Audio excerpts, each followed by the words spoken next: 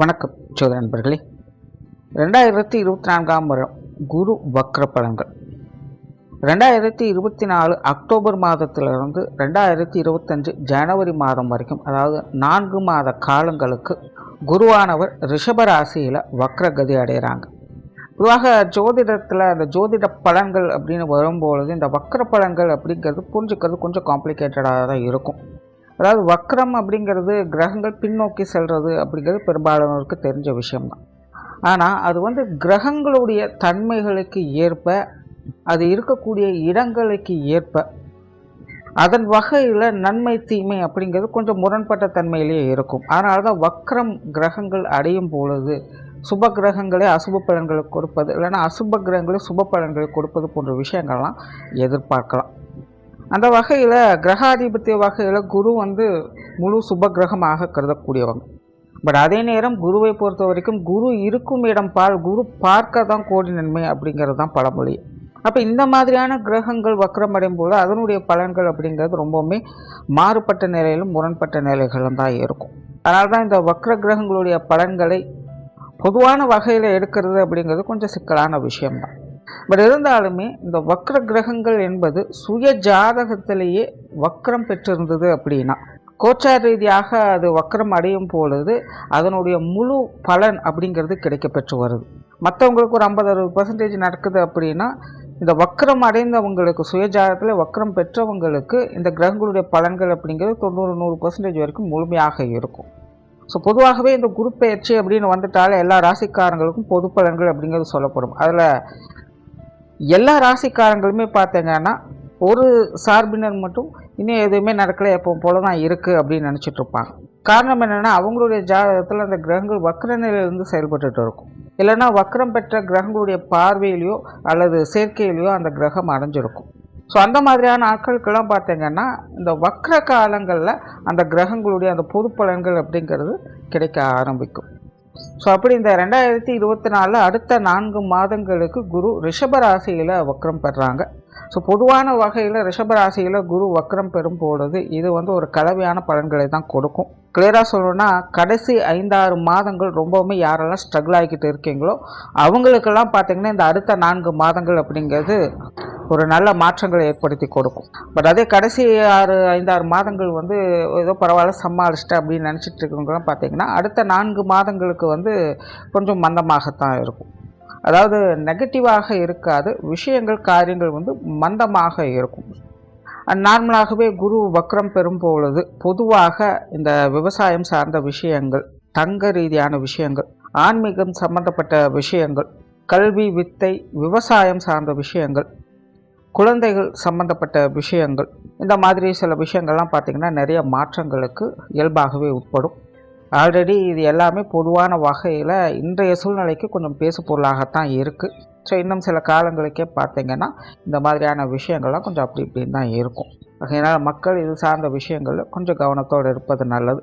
அடுத்தது பொதுவான வகையில் ராசி ரீதியாக இது என்ன மாதிரியான பலன்கள் கொடுக்கும் அப்படிங்கிறத பற்றி பார்க்கலாம். ரிஷபம். ரிஷபராசிக்கு ராசியிலேயே இனி அடுத்த 4 மாத காலகட்டங்களுக்கு குருவானவர் வக்ரகதியில் செயல்பட்டு வருவாங்க. பொதுவாக ஒரு ராசிக்குள்ள கிரகங்கள் வக்ரம் பெறும் பொழுது அந்த ராசி நிறைய மாறுதலுக்கு கண்டிப்பாக உட்படும். அந்த வகையில் ரிஷபராசிக்கு இந்த குருவினுடைய வக்ர காலகட்டம் என்பது நிறைய மாறுபாடுகளுக்கு உட்பட்டதாக இருக்கும். பெரும்பாலும் இந்த காலகட்டங்களில் ரிஷபராசிக்காரங்களுக்கு சாதகமான பலன்களையே எதிர்பார்க்கலாம். ஆரம்பத்திலே சொன்ன மாதிரி குரு இருக்கும் இடம்தான் பால் அப்படிங்கிறது தான் பழமொழி.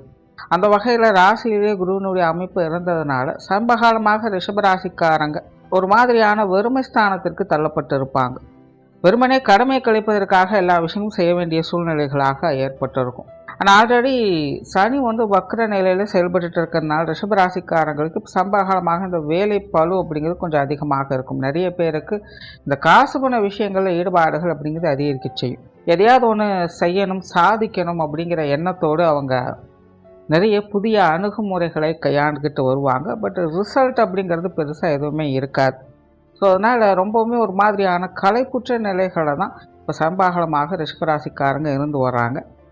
ஸோ அவங்களுக்கு கொஞ்ச நாளைக்கு அமைதியையும் ஓய்வையும் கொடுக்கக்கூடிய வகையில் இந்த குருவினுடைய வக்ர பயிற்சி அப்படிங்கிறது அதாவது வக்ர பலன் அப்படிங்கிறது அமையும். அதே போல் இந்த காலகட்டங்களில் சுப விரயங்களை எதிர்பார்க்கலாம். கண்டிப்பாக ரிஷபராசிக்காரங்களுக்கு ஏதாவது ஒரு வகையில் செலவுகள் அப்படிங்கிறது இருக்கத்தான் செய்யும். பட் தேவைகளுக்காக அந்த விஷயங்களை செய்து வருவாங்க. ஆடை ஆபரண சேர்க்கைகள், வீட்டுக்கு தேவையான பொருட்களை வாங்குவது, சொத்து சுகங்கள் சார்ந்த விஷயங்களில் மாற்றங்கள் செய்வது, அல்லது வாகனங்களை புதுப்பிப்பது அல்லது மாற்றிக்கொள்வது போன்ற விஷயங்களை இந்த காலகட்டங்களில் செய்து வருவாங்க. பொருளாதார நிலைகள் அப்படிங்கிற இந்த காலகட்டங்களில் சமாளிக்கக்கூடிய வகையில் அமைஞ்சு வரும். சம்பகாலமாக ரிஷபராசிக்காரங்க இந்த பொருளாதார வாழ்க்கையில் கொஞ்சம் சிரமப்பட்டு வருவாங்க. நேர்னா மனம் சறுக்குது அப்படிங்கிற மாதிரி எவ்வளவு இருந்தாலும் பத்தில் அப்படிங்கிற ஒரு குறை அவங்களுக்கு இருந்து வந்திருக்கும். இந்த வக்ர காலகட்டங்களில் அவங்களுடைய நிதிச்சுமை அப்படிங்கிறது கொஞ்சம் குறைவதற்கான வாய்ப்புகள் அதிகம் இருக்குது. குறிப்பாக சமீப காலத்தில் ஏற்பட்ட இந்த கடன் சுமைகள்லேருந்து வெளிவருவதற்கான வாய்ப்புகள் இந்த காலகட்டங்கள் உங்களுக்கு நல்லபடியாகவே இருக்கும். அதே போல் வெளி விஷயங்கள் காரியங்களில் அவங்களுடைய ஈடுபாடுகள் அதிகரிக்கக்கூடும். இது வரைக்கும் தனிமை பிரியராக இருந்தவங்க அல்லது தனிமையை உணர்ந்து வந்தவங்க இனி இந்த காலகட்டங்களில் பார்த்திங்கன்னா வெளி விஷயங்களில் கொஞ்சம் ஃபோக்கஸ் பண்ண ஆரம்பிப்பாங்க. அதே நேரம் கொஞ்சம் பிஸ்னஸ் மைண்டோடும் செயல்பட ஆரம்பிப்பாங்க. எதிர்காலத்திற்கு தேவையான சில புதிய அணுகுமுறைகளை இந்த காலகட்டங்களில் அமைத்து கொள்வாங்க. சிலருக்கு இந்த ஆன்மீக ரீதியான விஷயங்களில் ஆர்வம் அப்படிங்கிறது அதிகரிக்கும். அது சார்ந்த விஷயங்கள் மூலமாக நன்மைகளும் கிடைக்கப்பெற்று வருவாங்க. அந்த திருமண விஷயங்கள் மற்றும் புத்திரபாக்கிய அமைப்புகள் அப்படிங்கிற இந்த காலகட்டங்களில் சாதகமாக இருக்கும். நான் ஆரம்பத்திலே சொல்லியிருந்த மாதிரி சுய ஜாதகத்திலையும் இந்த கிரகங்கள் வக்ரம் பெற்றிருந்தது அப்படின்னா இந்த காலகட்டங்கள் இது சார்ந்த விஷயங்கள் அவங்களுக்கு இன்னும் கூடுதல் சிறப்புகளையே ஏற்படுத்தும். ஆனால் உற்றார் உறவினர்கள் நண்பர்கள் வகையில் சில சுமூகமான அமைப்புகளை எதிர்பார்க்கலாம். அதாவது உங்களுக்கு சங்கடம் கொடுக்கணும் அப்படின்னு நினைக்கக்கூடியவங்க கூட இந்த காலகட்டங்களில் கொஞ்சம் அமைதி காக்கவே செய்வாங்க அல்லது ஒதுங்கி போகவே செய்வாங்க. அதனால் ரிஷபராசிக்காரங்களுக்கு இந்த நண்பர்கள் வகையிலும் சரி, உறவினர்கள் வகையிலும் சரி போனால் அமைதியான போக்குகள் காணப்படும், இல்லைன்னா அனுசரித்து போகக்கூடிய போக்குகள் காணப்படும். மாணவர்களுக்கு கல்வி வித்தை சம்பந்தப்பட்ட விஷயங்கள் இந்த காலகட்டங்களில் அவங்களுக்கு கொஞ்சம் சாதகமாகவே இருக்குது. குறிப்பாக இந்த காலகட்டங்களில் இடமாற்றங்கள் போன்ற அமைப்புகள் அவங்களுக்கு கொஞ்சம் சாதகமான நிலைகளில் இருக்கும். சிலர் இந்த காலகட்டங்களில் சில புதிய வித்தைகளை கற்றுக்கொள்ள ஆரம்பிப்பாங்க. பெரும்பாலும் மாணவர்களுடைய நிலைகள் அப்படிங்கிறது பெரும்பாலும் சாதகமான நிலைகளே அமைஞ்சிருக்கு. அண்ட் குடும்ப வாழ்க்கை அப்படிங்கிற இந்த காலகட்டங்களில் கொஞ்சம் கலவையான நிலைகளில் தான் இருக்கும். குடும்பத்துக்குள்ளே கொஞ்சம் காரசாரமான விவாதங்கள் அப்படிங்கிறது அவ்வப்போது வந்து போகவும் செய்யும்.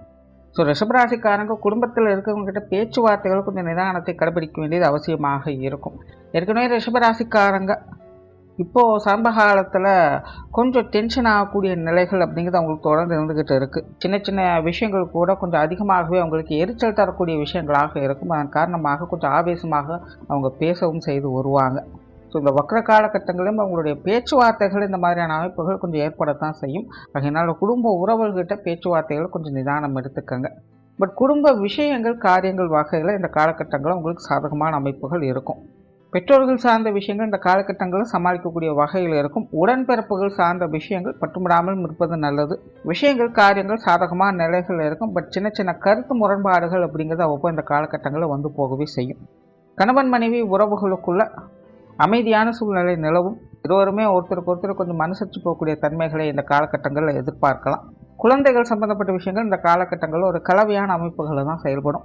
தொழில் வேலை உத்தியோகம் சார்ந்த விஷயங்கள் இந்த காலகட்டங்களில் பெரும்பாலும் வழக்கமான சூழ்நிலைகள் தான் பார்த்து வருவீங்க. சிலருக்கு இடமாற்றங்கள் போன்ற விஷயங்கள் அப்படிங்கிறது அமையலாம். ஆனால் அதே போல் இந்த காலகட்டங்களில் வாடிக்கையாளர்கள் சம்பந்தப்பட்ட விஷயங்கள் ஈடுபாடுகள் அப்படிங்கிறது அதிகரிக்கக்கூடும். அதாவது ரிஷபராசிக்காரங்களை பொறுத்த வரைக்கும் இந்த காலகட்டங்களில் தொழில் வேலை உத்தியோக ரீதியாக புதுசாக ஒரு விஷயத்தை போய் செய்கிறதை காட்டிலும் இருக்கிற விஷயத்தை சரியான முறையில் செய்கிறது எப்படி அப்படிங்கிற மாதிரியான சிந்தனைகளில் அவங்க இறங்க ஆரம்பிப்பாங்க. அது சார்ந்த விஷயங்கள் அவங்க கொஞ்சம் சாதகமான அமைப்புகளை வேலை செய்யவும் ஆரம்பிக்கும். வெளியூர் மற்றும் வெளிநாடு சம்பந்தப்பட்ட விஷயங்கள் இந்த காலகட்டங்களில் அவங்களுக்கு சாதகமான அமைப்புகளை ஏற்படுத்தி கொடுக்கும். ஸோ ஓவராலாக ரிஷபராசியை பொறுத்த வரைக்கும் இந்த குருவினுடைய வக்ர காலகட்டம் என்பது ஒரு சாதகமான அமைப்புகளை தான் கொடுக்குது. எதையோ மனசுக்குள்ளே போட்டு குழப்பிக் கொண்டிருந்த உங்களுக்கு இனி சின்ன சின்ன படிப்படியான முன்னேற்றங்களை கொடுத்து நன்மைகளை உண்டாக்கும்.